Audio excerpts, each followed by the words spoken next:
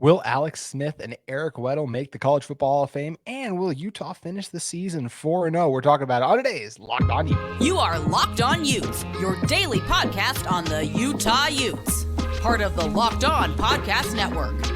Your team every day.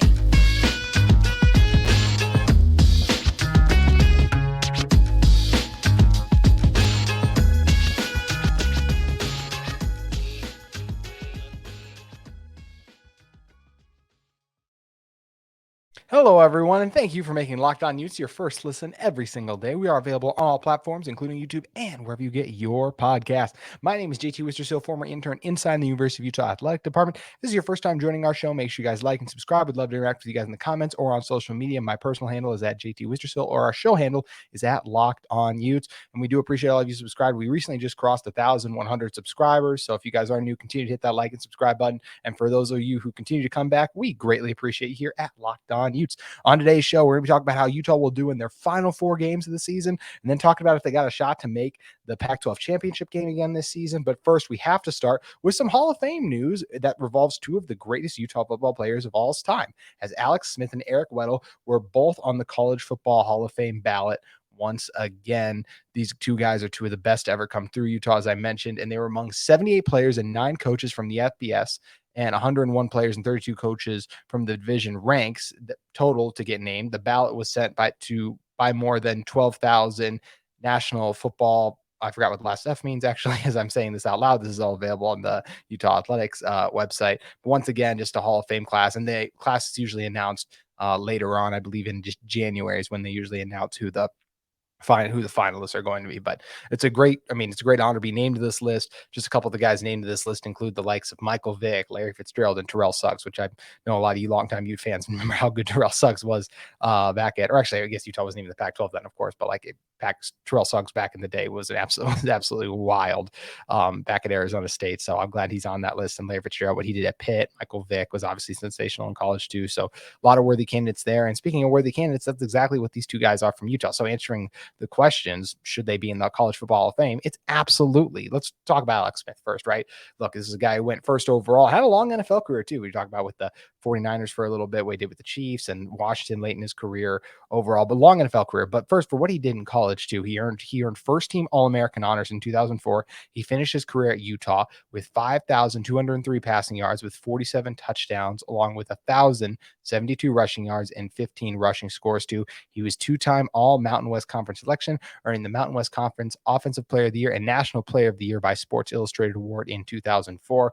Both these guys helped Utah have their first ever perfect season. That was back in 2004, in which Utah would go on to reach and win the Fiesta Bowl that season, to one of the great eras, or just great seasons too, we've ever seen from a Utah program. It would have been possible without Alex Smith's contributions. And once again, to me, Smith is absolutely a Hall of Famer. When you look at what he did, the numbers pop, the accuracy, what he was able to do as a decision maker, leading this team and this offense overall was so much fun and spectacular to watch back then. And I think he absolutely deserves to be in the College Football Hall of Fame. As for why he didn't make it last year, look, it's a crowded ballot. I mean, I just named some of the guys, right? And that list I went through didn't even name Randy Moss is also eligible for this, who tore it up at Marshall back in the day. Like, it is very hard to pick only a select few players and coaches when there are so many great players who came through and made an impact on the game. So that's why I think when you look why Alex Smith didn't make it last year, or if he does miss out on this year, it's because of who some of the other guys are. But I do think he belongs in this year's group, especially when you look at what he did at Utah that season. And I hope he does squeeze in. I think he deserves the spot. But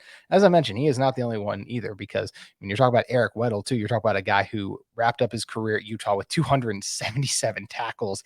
That included 165 solo stops. He had 10 sacks, 22 and a half tackles for loss, which is insane. And look, safeties make plays in the front 7, but I mean, 22 and a half tackles for loss is just mind boggling, honestly. He forced 9 fumbles overall, 6 fumble recoveries, 2 of which he turned for a touchdown. He had 18 interceptions, 3 of them he returned for a touchdown. Also 23 pass breakups, and that was back in an era, I look too, where obviously they weren't throwing the ball as much. It was still part of the game, but it's become a lot different now. I think if he had played today, you would have seen a lot of those pass breakup numbers go up, but by comparison, the tackles for loss probably go down. So and look, Weddle was fantastic back in the day. So I think he played at a perfect time too. Although him and Alex Smith are both the type of players who, no matter what era of football you put them in. And there's only a certain number of guys you can say this about, right? Like they would dominate no matter the era, no matter the rules. It's a big thing when we debate NBA talent and players all the time, right? It's like, well, how would these guys do if they played back when Bill Russell played? Like there's just a selection of guys you're like, well, they would still be great no matter when they played. And I believe that to be true for the college game for Eric Weddle and Alex Smith. And honestly, both of them at the NFL level too, when you talk about the success they had up there too. He held the Mountain West record in interceptions with 18 and still ranks second all time with that 18 interceptions by a Ute. He was the Mountain West Conference Defensive Player of the Year in 2005 and 6, and also earned first team All Mountain West Conference in those years to become a 4-time All-Conference selection. He was a consensus All-American in 2006, also earning Freshman All-American by the Football Writers Association of America in 2003. And crazy too when you look at Weddle. Look, he had a 14-year career overall, and we mentioned Smith and the incredible career he had to very, very long time to 16-year career. I was looking kind of trying to find the number right there because I couldn't remember if it was 15 or 16, but just incredible stuff there. But overall by Weddle and Smith respectively. And as I mentioned, when you talk about both these guys, I think they both absolutely belong in the College Football Hall of Fame. And I mentioned it's a loaded group and a loaded selection. But when you look at what both these players meant to the team, one thing that's cool when you just talk about like Utah, right? Is like for those of you who were at like any game last year that those guys showed up at, I think it was one for Alex Smith and also one for Eric Weddle, as my dog Thor continues to make a cameo. I know those of you listening on podcasts don't matter, but I feel like when he's walked in front of the camera 4 times at this point, I think he's just begging for a mention. So, but first going back, like the crowd just roars every time those guys walk in. It's because of what they did back in the day. It's awesome whenever we see Weddle has joined the post-game coverage or just pre-game and post-game coverage of some Pac-12 networks games a little bit overall for whenever they're on site in Utah or just for the Pac-12 championship game. I think he was also involved. And then as for Smith, he's a guy too. He's working with Monday Night Countdown now. He's doing some ESPN stuff, but he's a guy whenever he comes back, everyone gets excited, obviously, because what he did. It's not easy to step up and win in those big time situations and big time moments. And the one thing I always respect about greatness too is the ability to not just do it once, but to do it over and over again. Like anyone can get, not anyone, but a lot of college football players have a couple tackles for losses, right? There's even a lot of college football players where it just clicks for them in that season, right? Like things go their way. I think back to a Vic Beasley for the Atlanta Falcons. I know this is NFL to college, but Vic Beasley one year had like 22 sacks. It just all clicked for him. It worked out perfectly well. And, after that, I don't know if he even got above 10 sacks in a season, and maybe 22 was high. Maybe it was more like, in fact, 22 would be the NFL sack record. So that was very high. So let's bring that down a little bit. I think it was like 16 or 17, but it was some outlandish number. And then surely that kind of plummeted down over time. And that's just because it's hard to keep up and sustain greatness, basically. And that's what Weddle and Smith were able to do at their Utah careers. They were also able to do it in the NFL.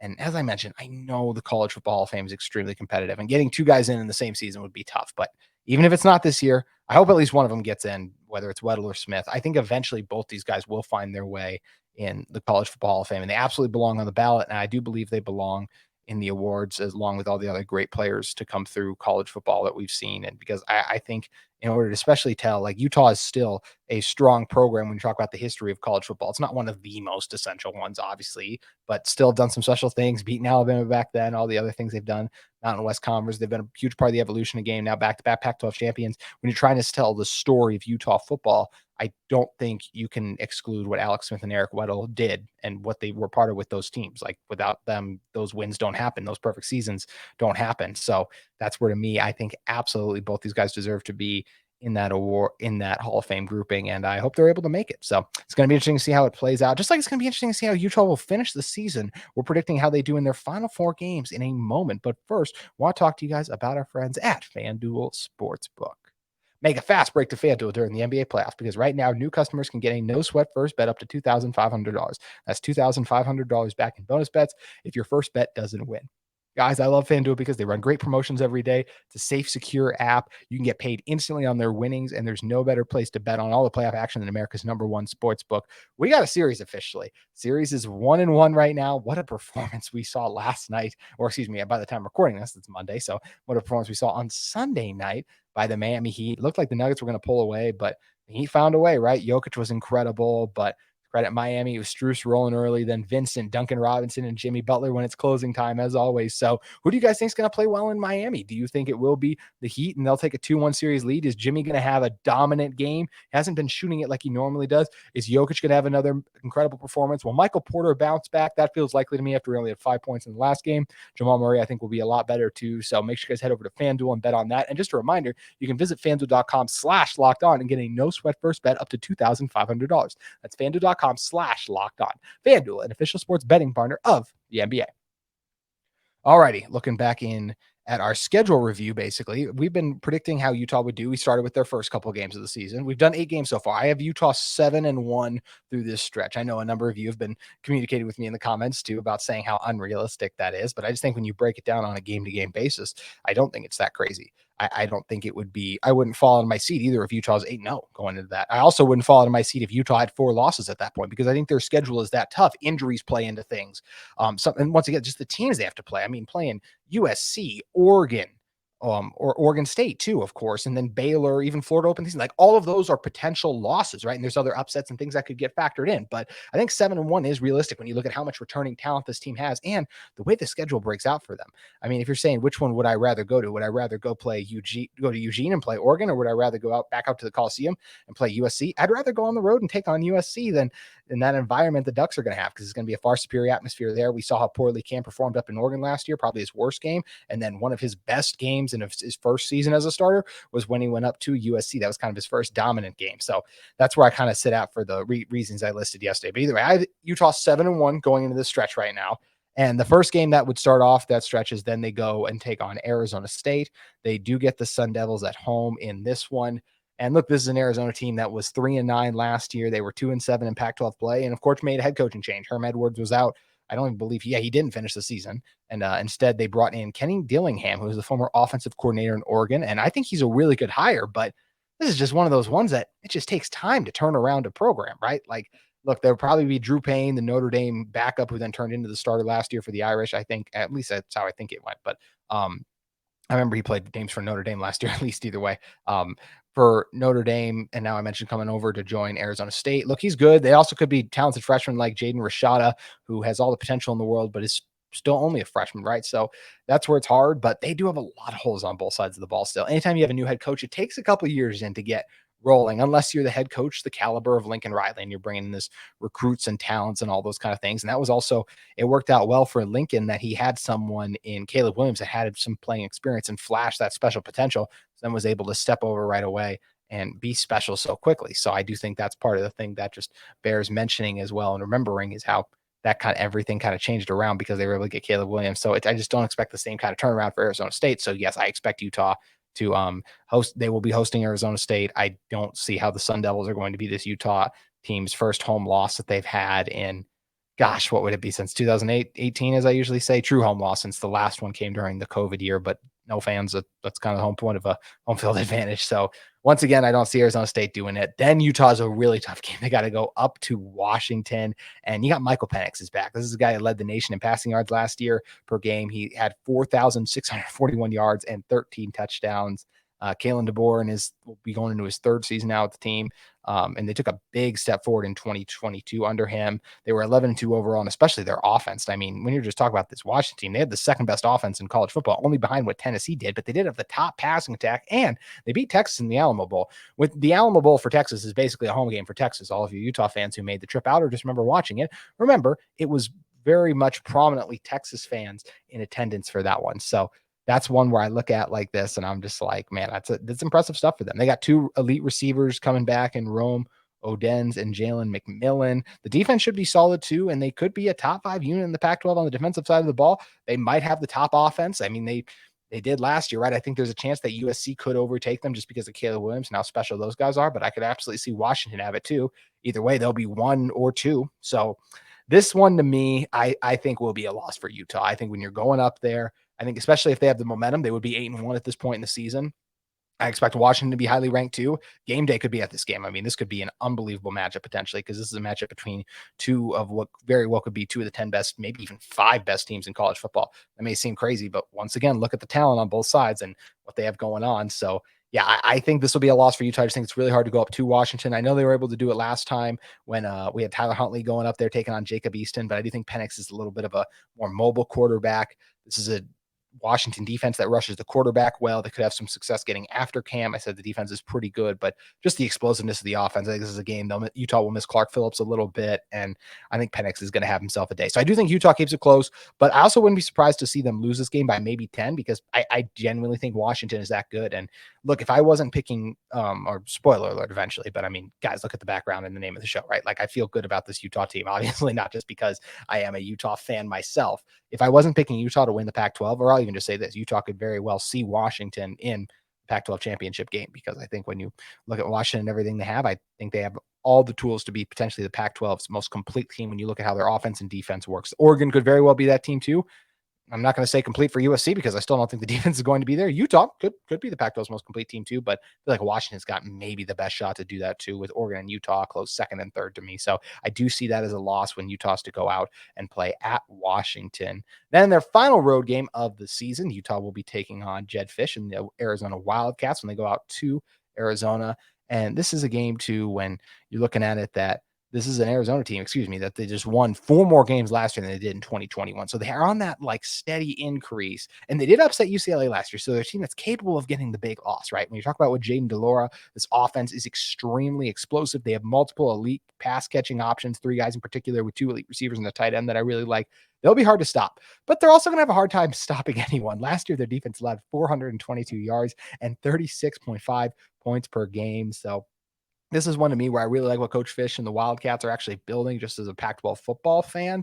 But I don't think Utah, especially if they lose to Washington, I think they'll come back home, lock in, and then be ready to go out to Arizona, and they'll be eager to hit someone basically. And I think they're going to be able to punch the Wildcats in the mouth. And I do expect Utah to win this game on the road, because I still think they'll have a chance to be in the thick of things as the Pac-12 season winds down with 1 loss, because with how competitive the Pac-12 is, and we're going to talk about this a lot on tomorrow's show.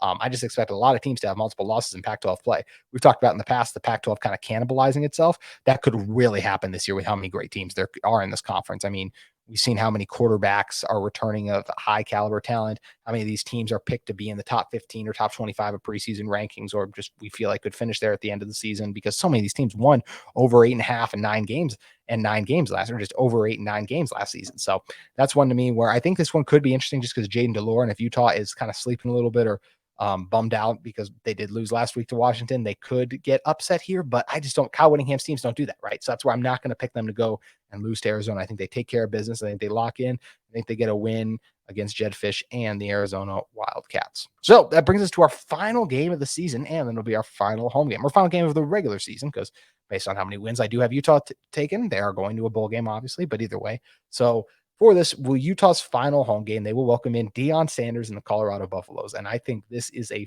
fascinating game because there is no coach under more hype right now. Not under more pressure, but I just think is more hyped and people are more excited to see than Deion Sanders. He's just box office, everything that he brings as a player back in the day to now as a coach, and everything he says, keeping it honest, keeping it real, the social media access, unlike anything we've seen. But look, this is a team that only went 1-11 last year. So I do think at this point, things will have come off the rails, and this team will have only won, maybe 3-4 games. I mean, it's hard. I know a lot of people are high on them. It's like some people have seen 6-6. Like I can't do that. I know they've had a lot of roster turnover, but it just takes time for a roster to come together to click like that. And especially, look, I like Shedeur Sanders. I think he's a good quarterback, and I think he will be a very good college quarterback given time. But I'm not going to predict him to break out in his first year in the Pac-12, going against some strong defenses with some of the best college football quarterbacks in the country he's going against just in his same conference. So I like Shedeur, but I think he'll experience some growing pains. But I will say he could be playing his best football late in the season, like by the time he comes to Rice-Eccles Stadium. And I think Shedeur will experience those growing pains just because it is a step up naturally from where he used to be playing at overall. And then look, when you're talking about this Colorado team too, they got some nice outside weapons, but the O-line could be really up and down. That could be a problem when you're coming up to Sac Lake City, as we know too. And look, this is a defense that gave up 44.5 points per game. So I just don't see this is another one where I'm not like, okay, if Utah is going to lose a home game, I don't see it being Colorado. Now they could upset Utah Like we talked about in Arizona, ending their season with that big upset against UCLA late in the year. That could be Colorado if Utah is not careful and does sleep on the Buffs. But Deion Sanders and this group have painted a huge target on their back to me. I think everyone's going to like beating up on him. And there will be too much at stake for Utah for them to not go into this game and take care of business. So I do believe Utah will get a win against Colorado. So they will finish the season 3-1 overall. That'll take their record to 10-2 as I have it in the regular season. Would love to hear what you guys think Utah's record is going to be. I'm sure you opposing fans, a couple of them will get in the comments too and tell me how wrong I am for saying Utah will beat their team, as always is the case. But would love to hear from you guys what you're feeling that Utah's record is going to be in the regular season, at least as it pertains to right now. My list is fluid. Like I'm not locking this in. I'm going to change before this. I want to hear what we hear in camp hype, see how the next couple months plays out. Guys leave programs sometimes, and transfer additions still yet to be finalized and added. Like Cam Rising health updates, Brant Keithy health updates, all those things matter. And those guys will be playing late in the season, but definitely affects the start of the season. So I have Utah 10-2 in the regular season right now, but that is subject to change. I do not want to get played in a bunch of, you know what? I really don't care, honestly. So a bunch of people do pay me in clips about me sleeping on their teams or just saying Utah will beat them or how off I was on Utah if they don't win enough. I really don't care. I just think right now, when you look at the talent on this team, when you're talking about Cam Rising, when you're talking about an offensive line that returns 3 starters, even if I am concerned a little bit there, I just think Cam, with his ability to evade sacks and buy time, I don't think that's as much of an issue. Brant Keithy coming back, one of the best tight ends in Utah football history. Jaquindon Jackson's going to break out. I think Devon Vele's in for another huge season, and a defense that returns 8 of 11 starters last season, and so many guys who played major roles in contributions. When you talk about Sione Vaki on the verge of really breaking out, I think there, and I could go on and on. Like I feel like with Kyle Whittingham, the best coach in the Pac-12 and one of the best coaches in college football, I feel very good about this Utah team and don't feel bad right now saying 10-2 at all, because I think that's definitely on the table. And when you go 10-2, you're going to have an opportunity, and especially when you only lose 2 games in Pac-12 play, just like Utah did last year, they still had a position to find themselves in where they could make the Pac-12 championship game. So my question then becomes, do they have an opportunity to make the Pac-12 championship game with 2 losses in Pac-12 play again? I will say yes, because I think the league is going to beat itself up. We're going to see a lot of things happen. And I think 2 losses in conference play isn't going to look that bad. I think the head-to-heads against USC and Oregon are going to be huge. And if I had to predict the Pac-12 championship game right now, I would say it would be Washington against Utah.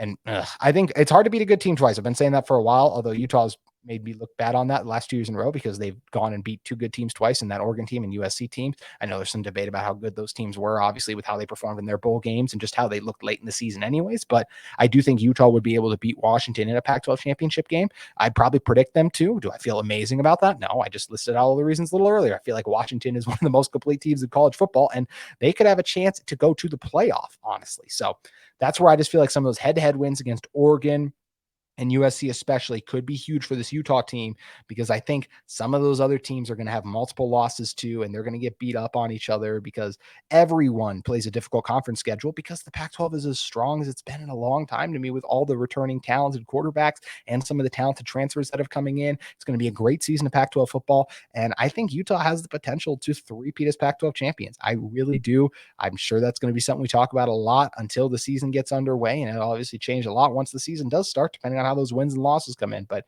there's a Utah team that lost their season opener, seemed like doom and gloom at the time, and then early on last season, all the expectations were, can they make the college football playoff? Utah couldn't do that. I have them with 2 losses, so they wouldn't make the college football playoff under the 4-team scenario. But if they were able to three-peat, they'd find themselves back in the Rose Bowl. And then if they were able to win the conference, obviously in 2024, then they would be in the college football playoff under that new format we're going to see. So really exciting times for this Utah team. I am going 10-2 and winning a 3rd Pac-12 championship game. If I had to predict it right now as we sit here on June 5th, which I'm recording this on a Monday, you guys will get it on a Tuesday. Would love to hear your guys' thoughts. Let me know what you think in the comments. That is going to do it for today's show. We'll be back tomorrow talking more recruiting news, anything else that pops up for Utah football as well. So we will see you then on Locked On Utes.